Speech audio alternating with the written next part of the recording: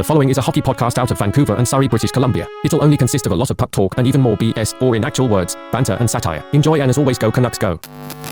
This just in, the Canucks, they got a little bit of cap space, okay? So what comes next for your Vancouver Canucks? We're going to predict that next here on Locked On Canucks. You're Locked On Canucks, your daily podcast on the Vancouver Canucks. Part of the Locked On Podcast Network, your team every day. Hey, welcome to another episode of Locked On Canucks. My name is Trevor Beggs, co-host of Locked On Canucks and also a part-time credentialed media member for Daily Hive Vancouver. And before we dive into the show, we got to thank you, yes, you tuning in right now, for listening to Locked On Canucks. It is your team every day, part of the Locked On Podcast Network. If you like the show, and if you haven't done so already, make sure you go subscribe or follow for free on YouTube or wherever you listen to podcasts. I also got to let you know that today's episode is brought to you by Game Time. Download the Game Time app, create an account, and use code LOCKEDONNHL for $20 off your first purchase. Coming up on today's episode of Locked On Canucks, yes, of course, the Canucks traded Anthony Beauvillier. Our last two episodes have been Anthony Beauvillier focused, so wanted to focus more so on what's next for the Vancouver Canucks. If you missed the Beauvillier talk, we did talk about how the Canucks are trying to showcase him, and then, of course, 5 hours after that episode, we recorded that episode, they trade him, so we did an instant reaction to that as well. So what's next for your Canucks is the lead topic today. In segment 2, going to touch on the Cam Neely, former Canuck of the week. Always fun revisionist history there. This former Canuck is lighting the lamp, which is something that he did not do for your Vancouver Canucks. And then finally, got to throw back to Comment Corner. Been a couple episodes since we run that, so very curious to see what the people are saying. I'm also curious to see or to hear what Kyle Bowen's saying. Kyle Bowen, how you doing, brother? I'm doing good, man. I'm sipping on this drink at, what time is it? 12:40, man, on a Wednesday. Shout out to the Don't Doze Art Lab, man, for real. It's just the truth, man. Dreams are possible here. Hey, speaking of which, we had one of our fans actually go up to Ricky and Rajan, who are, the founders of Don't Doze. And they mentioned to him that they've seen their logo, every day on YouTube because they're fans of Locked On. So look at those worlds colliding, man. That's beautiful. That's beautiful, man. Hey, speaking of worlds colliding, man, I think a lot of things on Locked On this week, Locked On Canucks, your Canucks every day, has been in touch with reality and at the same time also in touch with the future, okay? We dropped episodes on Beauvillier. He gets traded. We dropped episodes out of nowhere on, Stroke and Brock Besser, okay? Real talk. After we lost the game against San Jose, we dedicated an episode to Brock Besser saying, don't worry, people. Don't worry. We're good. The floor is higher than it's ever been. And one of the biggest reasons is because after you got Demko, after you got Hughes, after you got Pettersson, after you got a guy like JT Miller, you got guys like Philip Hronek and Brock Besser. Brock Besser is a phenomenal hockey player right now. He is engaged in all facets of the ice, and he's scoring goals, 17 goals this year. I know we got to talk about Alvin, but I'll connect those two worlds. One of the biggest reasons why I think the Canucks are going to spend money is because you look at this team on paper, then you look at them individually, and you can actually say, I think we got 7 of the best 75 players in hockey on one team right now, the way it's going. You saw that stat, bro. The Vancouver Canucks are the first team in NHL history to have 4 players. 4 players. Was it 5 players or 4 players? 4 players with 25 points or more through 23 games. Philip Hronek could have joined them. He's 2 points away from doing that. So, again, the Canucks are buyers. We just shed some salary. I don't think they're going to have this salary for a long time. I don't know if they're going to make a trade within the next couple of weeks, but they're in a position to attack now because, bro, like it or not, and I'm talking to the rest of the league, maybe you're thinking that we're being a little delusional, a little arrogant. Yo, the Canucks window has opened. It really has. We're buying. And I'm curious to know who you have in mind for the Canucks to target with this newfound cap space. Yeah, I think that's a fascinating question. But like you said, Kyle, it seems like the Canucks are going to buy. So, there's some interesting names out there on the defense market, and that's what it's going to be, right? I mean, there's no secret that the Canucks need to improve their defense. I think some of the names have been tossed around before, and it's one of those where there's smoke, there's fire situations for me. But sometimes some of the old names come up first for me. So obviously, like Zadorov and Tanover and the rumors out. I don't want to touch too much on those guys. Another guy I kind of think of is Dante Fabro with the Nashville Predators. Kind of signed to that 1-year show me deal. This season, 2 goals, 5 points, 17 games. but his underlying numbers looks like he's been a bit better defensively this season, rebounded a bit more. Now, the Nashville Predators, they're doing some damage right now. They're winning some games. They're in that wild card race, but are they truly a cup contender, or do they have more of an eye on the future? If that's the case, I think Fabro could be a target for the Vancouver Canucks. Whoa. What do you think of that? He's been a guy, Kyle, that's been in rumors for a while, but it seems like that piqued your attention when I said that. Hey, BC Bud. He's one of those guys. And you know how we feel about our BC Buds. Bring them here. Bring them here. Bring that West Coast bias here. And again, you're looking at the underlying numbers and you're saying, yeah, he's been all right, blah, blah, blah. Look, if they're going to trade draft capital that starts at the second round, they got to make decisions. And I know that's, again, fishing for a miracle, but the expectation is high, man. We did it with Hronek. Can we do it again? Because right now, Philip Hronek's looking like he's worth 2 first-round picks. It's just the truth. Yeah. Overall, give me out of 1 out of 10, how happy would you be if, again, the Canucks traded capital to get Dante Fabro? Because I'm looking at a 6.5, a 7 for me. Yeah, I'd depending on the price, right? Is it going to be a first-round pick for Dante Fabro? I think that's probably too steep based on what he's provided right now. But, trading away maybe a second or a third round pick, that's something that would definitely interest me for the Vancouver Canucks, because I think the right side of that blue line is such a weak spot for this team right now. And show it to Tyler Myers. According to HockeyStatCards.com, Tyler Myers had the best game score among any Canuck last night in that 3-1 I don't know win about over that. the Anaheim See, that's Ducks. the thing. The fancy stats, bro. Sometimes they get it wrong because eye test wise, you're starting to, as a Canuck fan, or maybe I'm just speaking from my perspective. Again, credit to Tyler Myers. He really shoved it up my rear end, bro. That thing is all the way to my guts. For real, dude. He's been playing a lot better, but at the same time, I think I'm starting to get tired of him playing a lot or just seeing him a lot because you're starting to see the deficiencies in his game, and he's just not a good player under pressure. I think, again, that trickle-down effect definitely got jeopardized when Carson Soucy went out, but maybe it's a blessing in disguise because, again, this season matters even more than ever. Before it was sign Pettersson, but maybe we have a chance. Maybe we have a chance to go all the way, and with Carson Soucy being injured, it shows the deficiencies. Let's get someone else, and when Carson Soucy comes back, this decor is looking deeper than ever. Yeah, 100%. And, again, even with Soucy coming back, you got to think they're going to add reinforcements along the way somewhere. And I'll toss in a couple more names, you got to look at Pittsburgh, right? Because the Canucks have dealt with Pittsburgh and, Marcus Pettersson, 27 years old, kind of a shutdown left shot defenseman. That would be a guy that would bolster your blue line for sure. But again, he's left shot, right? So it's what kind of reinforcements do the Canucks want on the left side? They already have Hughes, Cole, and Soucy there. Are you going to trade assets for a guy like Marcus Pettersson, who's got a $4 million cap hit?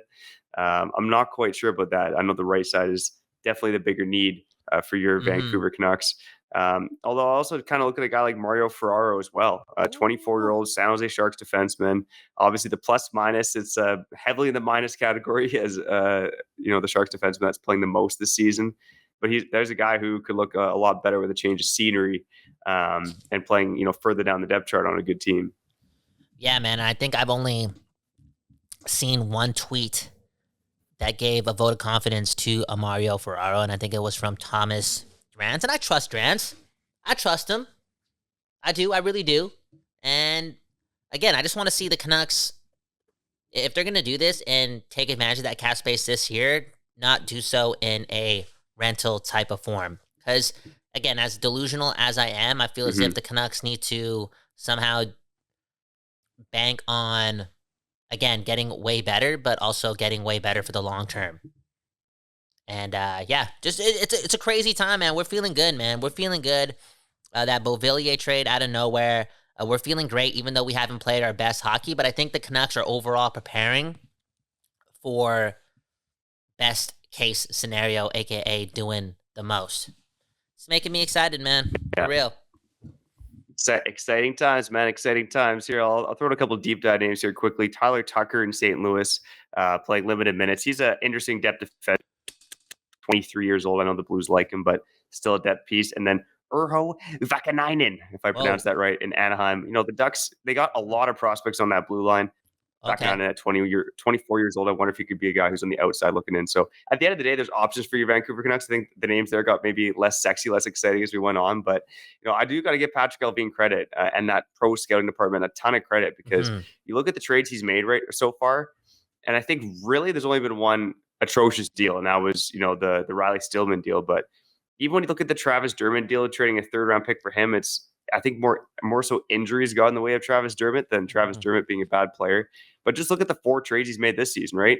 Pearson and a 3rd for Casey DeSmith. Again, Casey DeSmith was really the throw in there. It was the 3rd-round pick to get rid of Pearson. DeSmith's been great. A 5th for Lafferty. That's worked out pretty well. Jack Rathbone for Mark Friedman. Yeah, I'd say that's worked out pretty well. And then, of course, Anthony Beauvillier getting rid of his full $4.15 million salary for a 5th-round pick. Excellent work by Patrick Allvin. What are we saying, man? How long has it been since we've been complimenting a general manager in Vancouver? It's been a long, long time. Too long, some might say.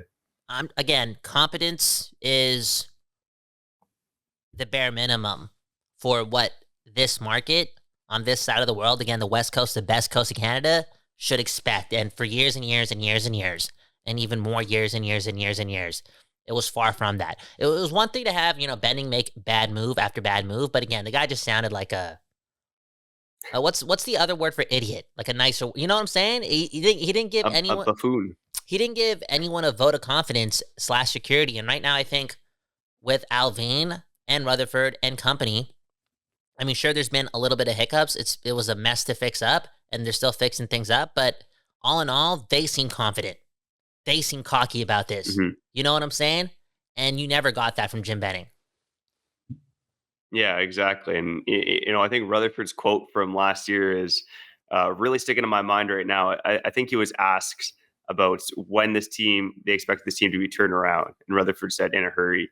And I think Durant's the reporter who threw out 3 years. He's like, oh, yeah, definitely by then. We hope we're turned around in the next year or two is what he said. Keep in mind, I think there was a lot of skepticism when he said that, right?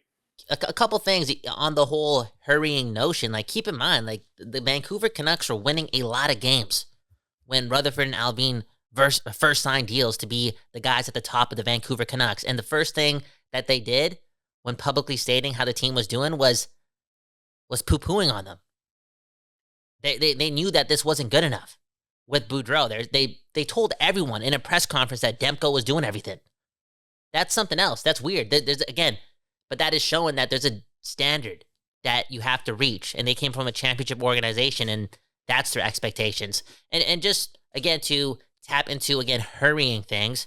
Look, Carson Soucy's out for another 5 weeks, right? 5 weeks.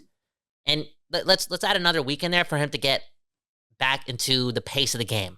That's a lot of time. And even though I'm a big fan of what the Canucks are doing right now, I am also confident in this statement. There is no way the Canucks can manage to be above 500 or scraping by 500 if they continue to roll out Friedman, Juleson, McWard, all in a compilation for your decor. Like, it's gonna break. It really is, and they need to make a move ASAP just to, fill up the spots, but also to make sure that they don't have to separate Hughes and Hronek. I know there's some logic in that, but come on, man. Logic versus execution / eliteness, if that's a word. We're a way better hockey team when Hronek and Hughes are on the ice together. It's just the truth. It's like an X factor.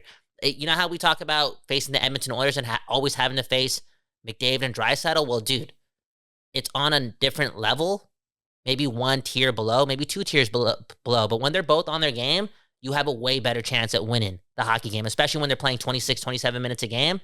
Dude, again, excitement for the playoffs, excitement for April, it stems from a lot of things. It stems from, like, Pettersson laying the body. It stems from Brock Besser just being involved, bro. F the goals, just being involved. JT Miller doing whatever it takes, but also just walking into a postseason having those two guys be the pillars on defense. It's something that we've never seen in Vancouver, and I'm excited to see it.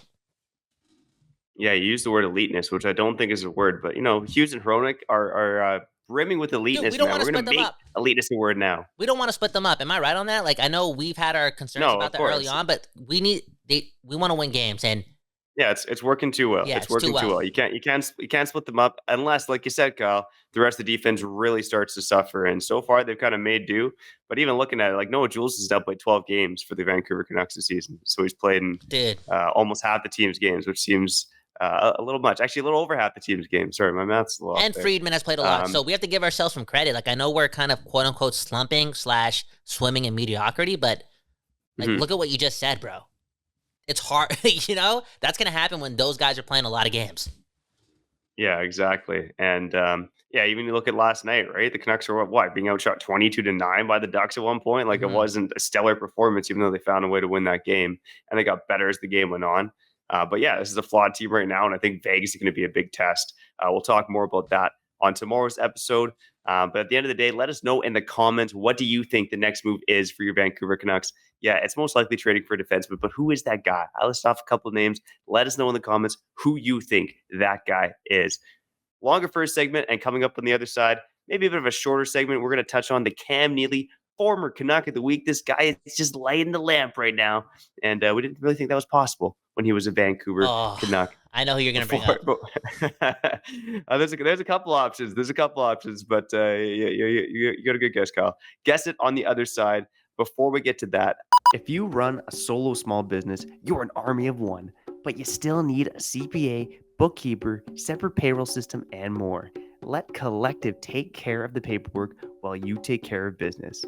Collective is the #1 financial solution for freelancers, contractors, and self-employed entrepreneurs that lets you focus on your passion, not the paperwork. Let Collective handle all of the paperwork you dread, like corporate formation, compliance, taxes, bookkeeping, accounting, and even payroll. The best part is at a fraction of the cost of a CPA. Collective knows that if you're a business of one and you make over $80,000 a year, you will find a ton of value from this service. Join the thousands of solopreneurs who have saved an average of $10,000 per year. That's the cost of Kyle's coffee budget for the year. Yeah. $10,000 a year on taxes with their structure. Right now, Collective is offering a 1 month free and no onboarding fee when you go to collective.com/LockedOnNHL and tell them that Locked On NHL sent you. That's a $550 value for free when you go to collective.com/LockedOnNHL and tell them that Locked On NHL, they sent you. That's collective.com/LockedOnNHL and tell them Locked On NHL sent you. And feel free to shout us out here at Locked On Canucks.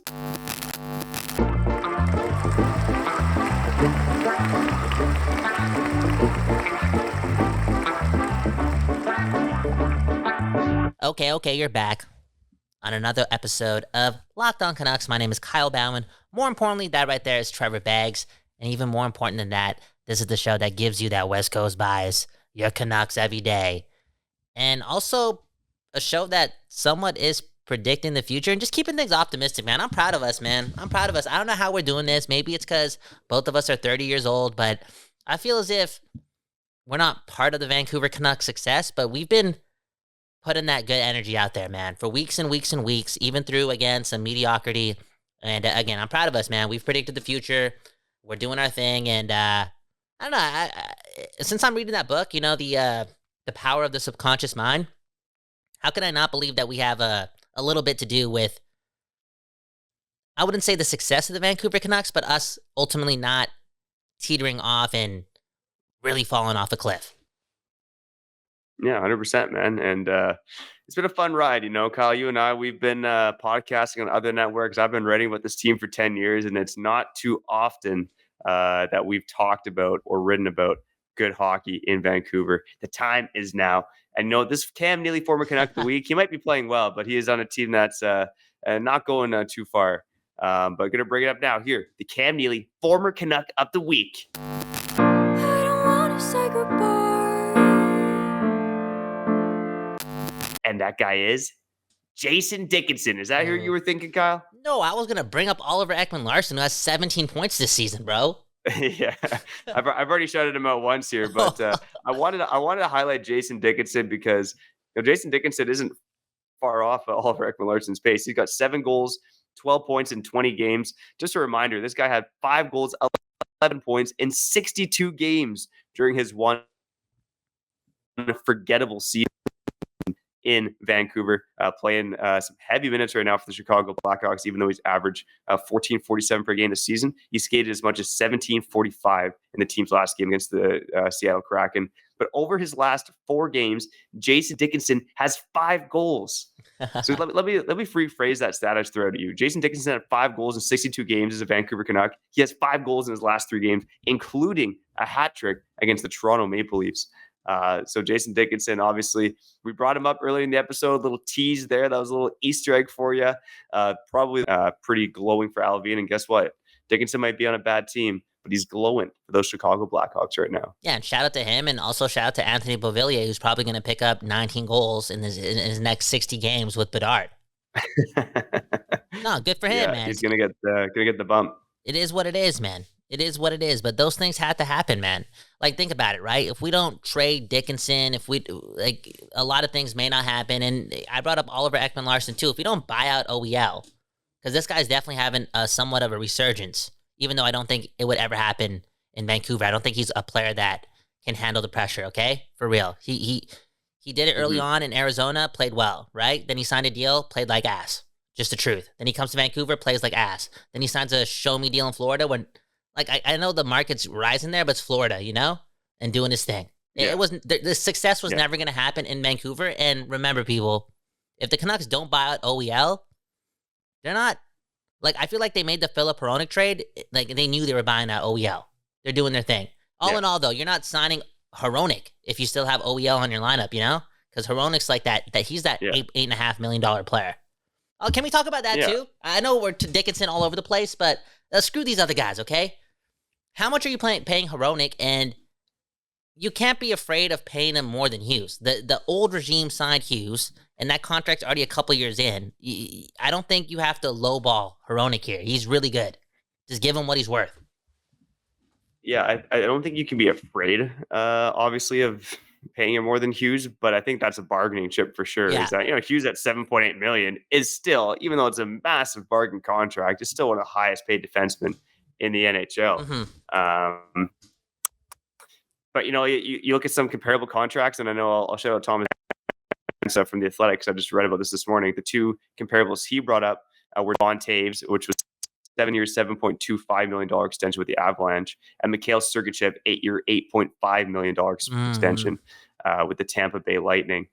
And right now, Hronek's on pace offensively to do things that neither of those defensemen have done, although Sergachev did have a 64-point season. Sergachev also did win back-to-back Stanley Cups, so that factors into it as well.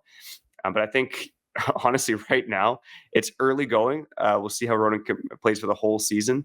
But man, oh man, it'll be hard to get this guy for under the Hughes contract if he keeps playing the way he does. Dude, take away the points, and I still think he's super solid. There's an arrogance to him. There's a cockiness to him. There's a confident level in him that, again, allows him to be that damn good almost every time he hits the ice. And I know there's some concerns about Quinn Hughes being the main reason why Hronek is doing so well, and I kind of get that. But at the same time, we need to watch him as an individual and kind of come to terms that he's just really good. And bro, maybe Quinn Hughes is having a ridiculous year because of Hronek, It goes the other way around too. Maybe it's hard for us to come to terms with possibly having 2 number 1 D-men because we never had one prior to Quinn Hughes. And I'm just saying, again, from what I've seen from Philip Hronek, individually speaking, I love everything, bro. This guy is really, really good. And I also like the fact that this guy doesn't talk to the media, man. I like the mysteriousness, okay? The Weeknd, one of the biggest artists in the world. This guy doesn't do any interviews. You know what I'm saying? This guy just cares about the game. Nope, he doesn't want any BS around him. He's taking care of his energy circle, doesn't want any negativity. Let him be. Because that's crazy, right? This guy's part of one of the biggest trades in Canucks history, especially in recent history. He's supplying this much pleasure to the fan base, doing so good. One of the best D-men in the league, and we haven't heard this guy speak once. Yeah, it is. He's a man of mystery. And, I'm looking at the contracts right now, highest paid defenseman. Hughes is currently the 20th highest paid defenseman in the NHL. Yeah, if Hronek keeps on this pace, he's going to be making more money than Quinn Hughes. But you know what? I think we're going to talk lots about the Hronek contract in the days, weeks, month ahead. As we wrap up the show here, I want to hear from the commenters, okay? Been a few days, so let's hear what's going on in comment Corner. We got to let you know that a new NHL season brings all sorts of possibilities. Anthony Beauvillier could score 50 goals. The Canucks could hoist the Stanley Cup. And you could win big by playing daily fantasy hockey on Sleeper, the official daily fantasy app of the Locked On NHL network.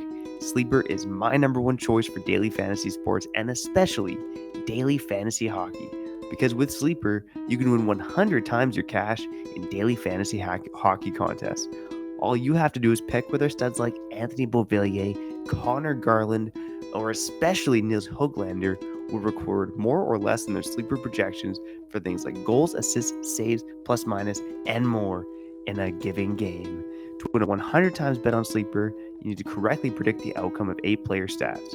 You heard me, Canucks fan. You can win 100 times your money playing daily fantasy hockey with Sleeper.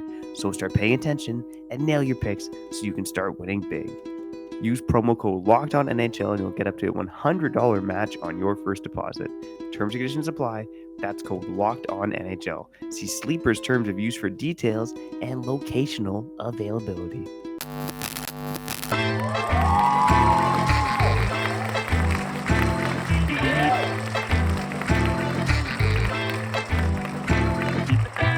Okay, you're back on another episode of Locked On Canucks. My name is Kyle Bowen. That right there is Trevor Beggs. And again, for the third time, all right, this is the show with the West Coast bias, a.k.a. the show that gives you your Canucks every day. Now, before we get to Comment Corner, I do got to ask Trevor this question. I haven't asked him this question in a while, man. It's been like 3 days. I'm being a bad friend. Remember, this is probably the most important question in the world and can be asked at any given moment, so I hope you do so today, and that's turn over to your friend or text your friend or call your friend and say this. How you doing? I always appreciate you asking that, buddy, because, life's been a little stressful lately, man, which is why I'm very grateful to be spending some time talking Canucks with you, one of my best buds here on Locked On Canucks. Sending you peace, man, and I give this advice to a lot of people when they're going through some weird times. It's like, dude, just do something fun, whether that be, watch some old highlights of the Canucks or the Seahawks and whatnot. And just, I don't play with your kids, man. Just smile, bro. Play read a book to your kids. Play with one of their toys. Just have fun. It unlocks the truth. And the truth is, we're blessed, man. Even through stressful times, we here on the West Coast, the best coast of Canada, we're living in such a world of advantage from my perspective. And for that, I'm very, very appreciative. And I'm also appreciative of the comments that we get on the show. And let's get into one, again, on Locked On Canucks. Welcome to Comment Corner, powered by Paraphrasing. This comment comes from DT.